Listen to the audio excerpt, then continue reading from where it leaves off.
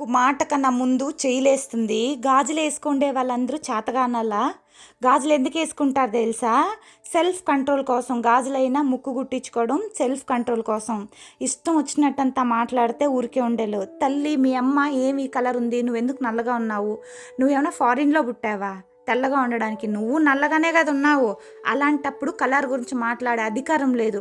మన భారతదేశంలో ఉండే వాళ్ళందరూ డస్కీ కలర్ అంటే గోధుమ రంగు కలరు.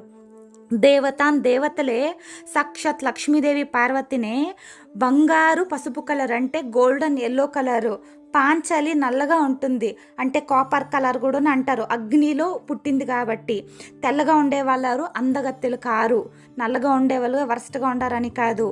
ముక్కు మొగము స్కిన్ టోను ఎలా ఉంది అని మాత్రమే చూడాలి, అర్థమైందా? అందం అంటే ఇంకొకసారి చూడాలి అనిపించేది. నల్లగా ఉండేవాళ్ళు కూడా 1000 సార్లు చూస్తాం, తెల్లగా ఉండేవాళ్ళని ఎవరే చూడరు. తెలుపు వచ్చి కలరే కాదు, అర్థమవుతుందా నీకు? అది కాకుండా చెట్టు స్టెమ్ము ఇంకా లీవ్స్ అన్నీ గ్రీన్ ఉంటాయి. పూసే పువ్వు ఏ కలర్లో పూస్తుంది? ఎర్రగా పసుపుగా పూస్తుంది కదా.